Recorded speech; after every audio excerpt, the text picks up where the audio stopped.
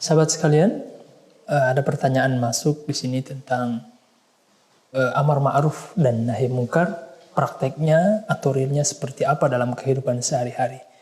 Sahabat sekalian, sebelum kita menjawab pertanyaan ini, ada baiknya kita untuk mengetahui tentang atau beberapa hal terkait amar ma'ruf nahi mungkar. Sebagaimana sholat itu statusnya sebagai pondasi tiang agama, begitu juga yang berlaku bagi amar ma'ruf nahi mungkar. Ibarat seperti tiang, maka agama Islam itu akan runtuh dalam artian nilai-nilainya, ya, ajaran-ajarannya ketika sholat itu ditinggalkan. Karena sholat adalah tiang pondasi yang menyangga agama Islam. Pun demikian yang berlaku bagi amar ma'ruf nahi mungkar.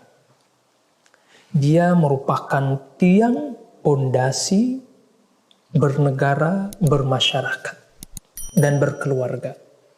Maka kalau sholat itu dia menjaga seluruh nilai-nilai agama Islam, maka amar ma'ruf adalah cara satu-satunya untuk menjaga moral, menjaga tatanan masyarakat dan juga negara. Maka bagi kita yang ingin serius, kemudian menata, menjaga moral, masyarakat, berkeluarga, apalagi sampai ke tingkat negara, maka ini atau amar ma'ruf nahi mungkar ini menjadi hal yang terpenting untuk kita coba aplikasikan di tengah-tengah masyarakat. Karena dengan beramar ma'ruf lah situasi moral masyarakat itu insya Allah akan terjaga, mengajak kepada yang baik dan mencegah kepada kemungkaran. Mungkin untuk praktek dari amar ma'ruf, mengajak kepada kebaikan, hampir semua kita bisa. Siapapun dia. Mudah untuk mengajak orang berbuat baik. Tapi tidak semua kita yang kemudian bisa benar-benar mempraktekkan bernahi mungkar, mencegah kepada kemungkaran. Karena ini sangat sensitif sekali bagi mereka yang tidak memiliki ilmunya. Khawatir malah justru akan membuat satu kemungkaran yang baru. Cara dia yang salah dalam bernahi mungkar, mencegah kepada kemungkaran, khawatir akan mendatangkan kemungkaran yang baru. Alih-alih berbuat baik, alih-alih merubah satu tatanan masyarakat menjadi yang lebih baik, malah justru mendatangkan kemungkaran yang baru. Dan hari ini real, kita bisa lihat bagaimana orang-orang yang terjebak kepada harfiah, tekstual di dalam memahami hadis. Mereka memahami dengan, mohon maaf, hawa nafsu, tanpa bimbingan pemahaman para ulama yang akhirnya membawa mereka kepada membuat kemungkaran yang baru. Memang hadis ada. Hadis Nabi SAW yang memerintahkan kita untuk bernahi mungkar ada. Di mana hadis Rasulullah SAW, Rasulullah bersabda, "Man ra'a minkum munkaran falyughayyirhu biyadihi, fa illam yastati' fa bilisanihi, fa illam yastati' fa biqalbihi, wa dzalika adhaful iman." Barang siapa yang melihat satu kemungkaran, maka rubahlah dengan tangannya. Barang siapa yang tidak mampu merubah dengan tangannya, maka dengan lisannya.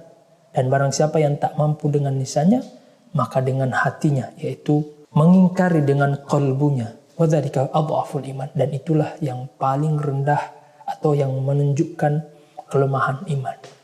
Secara harfiah itu begitu pemahamannya, atau secara harfiah artinya begitu.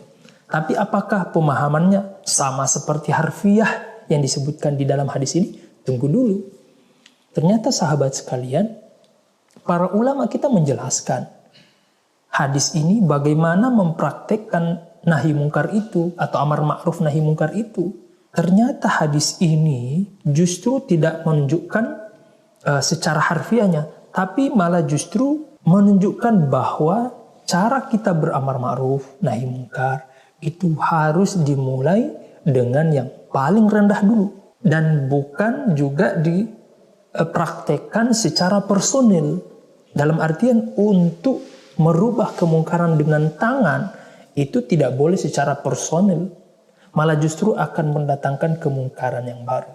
Jadi tahapannya adalah mulailah dengan yang paling rendah dulu. Maka kalau kita melihat kemungkaran, ya ingkarilah dulu dengan kalbu kita. Setelah itu ternyata kalau orang-orang itu atau kemungkaran yang kita lihat atau orang-orang yang sedang melakukan kemungkaran kemudian bisa menerima kita termasuk orang-orang yang diterima oleh mereka, maka masuklah kemudian kepada tahapan yang kedua, yaitu dengan lisan, nasihat-nasihat yang indah, nasihat-nasihat yang menyentuh. Baru kemudian naik ke atas satu level, merubah dengan tangan. Dan ini kata para ulama kita bukan hak para person, bukan setiap muslim, bukan. Tapi ini haknya pemimpin, pemerintah atau orang-orang yang memegang tumpuk kekuasaan. Mereka lah yang kemudian bisa merubah satu kemungkaran dengan tangannya, yaitu dibuat kebijakan dan sebagainya. Tapi ada hal yang harus diperhatikan, yaitu mempertimbangkan maslahat dan mudaratnya. Tidak serta-merta walau kita memiliki kekuasaan, kita memiliki jabatan, kemudian kita semena-mena memanfaatkan kekuasaan itu untuk amar ma'ruf nahi mungkar dengan kekuasaan kita. Malah justru nanti akan mendatangkan kemungkaran tanpa memperhatikan misalnya maslahatnya, mudaratnya, hikmahnya. Nah, maka ini yang harus kita perhatikan. Semua ini yang harus kita perhatikan. Terkhusus mereka yang dianugerahi atau diamanahkan Allah berupa jabatan, kekuasaan, maka gunakanlah itu sebagai kendaraan kita untuk taat kepada Allah. Karena amanah yang Allah berikan kepada kita itu akan dimintai pertanggungjawaban. Maka inilah tahapan step by step dalam praktek amar ma'ruf nahi mungkar. Dan bukan dimulai dari atas dulu, bukan. Tapi mulailah dari yang kecil. Dari mengingkari dengan qalbu kita. Kemudian dengan lisan kita. Dan baru setelah itu masuk kepada dengan tangan, kekuasaan, dan sebagainya. Dan ini hanya bisa dilakukan oleh segelintir orang. Yaitu orang-orang yang Allah amanahkan berupa jabatan, kekuasaan. Mereka merubah dengan kekuasaan mereka.